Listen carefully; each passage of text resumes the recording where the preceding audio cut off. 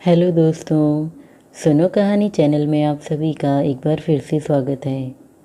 आज हम सुनेंगे डॉक्टर सरोजनी कुलश्रेष्ठ जी की लिखी हुई बहुत ही प्यारी सी कहानी तुम न मिलते तो।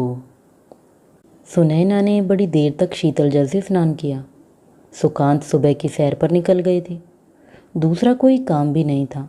लगभग आधा घंटे बाद भीगे बालों में तौलिया लपेटकर बाहर निकली तो गीले बालों को पोंछते हुए आदमकद दर्पण के सामने खड़ी हो गई। अपने रूप के प्रति उसके मन में हीन भावना थी, पर आज उसे लगा कि वह तो सुंदर है। उसका कद लंबा तो नहीं, पर छोटा भी नहीं है। 5 फुट 3 इंच की लंबाई कुछ कम नहीं होती। फिर भी लड़की देखने आने वालों ने उसे ठिकनी बता दिया था। उसका कारण संभवतः लड़के की लंबाई अधिक होना था। तो सभी लड़के तो लंबे नहीं होते। वह कम लंबा लड़का कहाँ है जो उसके अनुरूप वर हो सके। दर्पण में उसका गोरा रंग भीगे बालों के साथ और भी निखर गया था। उंगलियां मुहासों के कारण बने हुए चेहरे के दागों पर घूमने लगी, पर आज आज कहाँ है कोई दाग। सभी मिट गए हैं। अब श्वेत मक्खन जैसी स्निग्धता व्याप्त हो गई। उन दागों को मिटाने के लिए उसने न जाने कितने प्रकार की क्रीम लोशन लगाए थे तथा उपचार भी कराया था, परंतु कुछ नहीं हुआ। उसके मन में हीन भावना बढ़ती ही गई थी। पर आज आज तो एक भी नहीं है। यह सुकांत के प्यार का प्रभाव है। सुकांत अभी सैर से नहीं लौटे थे। उसने उसकी टोह लेकर पुनः दर्पण देखा तो वहाँ नवीन जौहरी का चेहरा अचानक झांक गया। एक क्षण में वह विलीन भी हो गया। परंतु सुनैना बेचैन हो उठी। खट्टी और कड़वी यादें जाग गई। सुनैना का कौमार्य अखंड था। कभी किसी युवक को अपनी ओर आकर्षित करने की भावना उसमें नहीं जगी।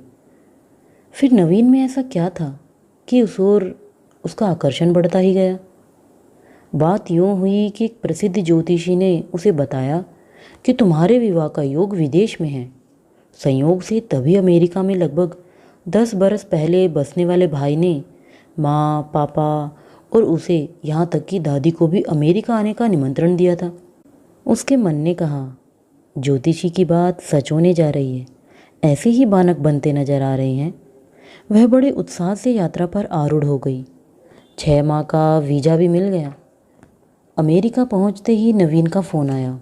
वह मिलने की इच्छा प्रकट कर रहा था। इसी बीच में सुनैना माँ पापा का एरिजोना जाने का कार्यक्रम बन गया। वे वहाँ उसकी बुआ के बीमार बेटे को देखने जाने वाले थे। सुनैना के चलने की बात उठी क्योंकि नवीन ने शिकागो हवाई अड्डे पर उसको देखने और मिलने की इच्छा प्रकट की थी। शिकागो में हवाई जहाज़ केवल 1 घंटा रुककर एरिजोना के लिए उड़ता था।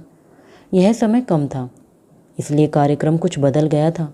कहो कि सुनैना के सौभाग्य से पापा के एक मित्र ने उन्हें कम से कम 2 दिन शिकागो में अपने घर रुकने का आग्रह किया। सुनैना की दादी ने शिकागो नगर की ऐतिहासिकता बताई थी।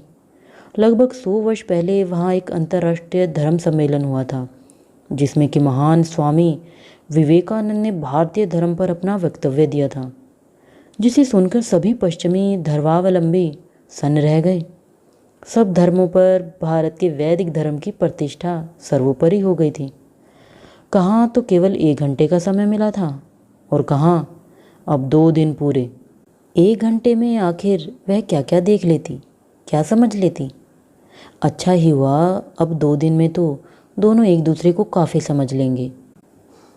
काश वे 2 दिन जीवन में नए आए होते। उसका भोला और कोरे कागज का सा मन भटक गया। उसने समझा कि नवीन ही उसका भावी पति होगा।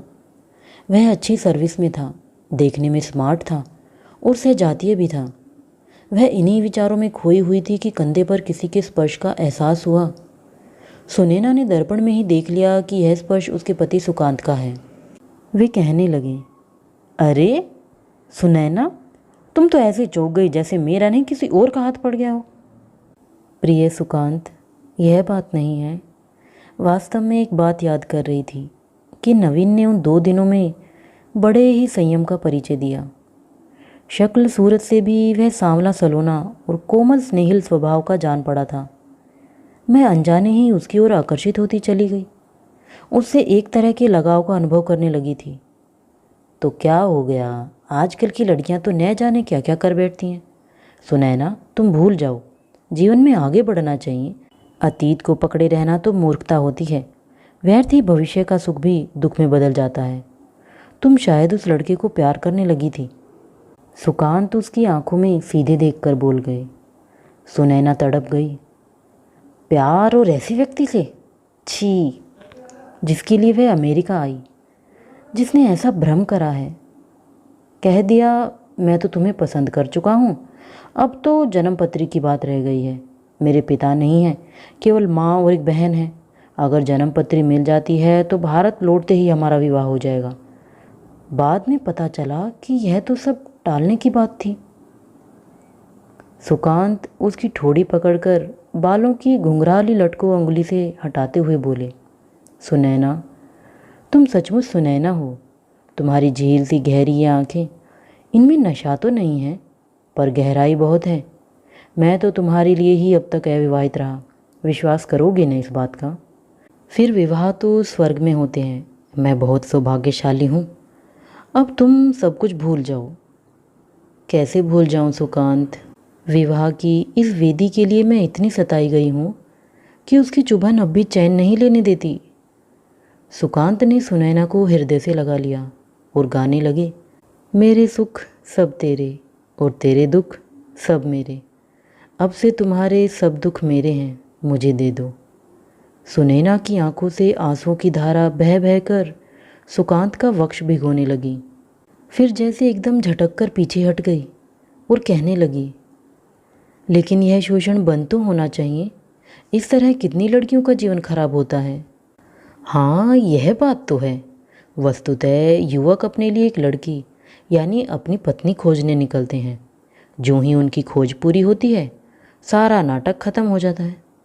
तो तुम भी उनकी हरकतों का समर्थन करते हो? मैं समर्थन नहीं कर रहा हूँ, उनकी मानसिकता का कच्चा चिट्ठा बयान कर रहा हूँ। भगवान की कृपा से तुम ऐसे नहीं थे सुकांत। उसी भगवान की कृपा से तुम मुझे मिल गई। मैं पहली बार ही तुम्हारी नैनों की झील में डूब गया और अभी तक डूब ही रहा हूँ। सुकांत धीरे धीरे बोलते गए। सुनैना सुकांत के वक्ष पर सिर टिकाकर फूट फूट कर रो पड़ी, मानो जैसे कुछ याद आ गया हो। सुकांत, क्या तुम नहीं सोचते कि इन युवकों को दंड मिलना चाहिए? आखिर इन्हें भोली भाली लड़कियों की ज़िंदगी से खेलने का क्या अधिकार है? वह नवीन, उसको तो दंड अवश्य ही मिलना चाहिए। अरे बस बस मैडम, आज के बाद उसका नाम अपने मुंह से कभी मत लेना।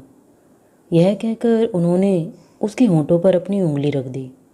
सुनैना सुकांत का हाथ हटाकर जोर से हंस पड़ी। यह हुई ना कुछ बात, कहकर सुकांत भी हंस पड़े।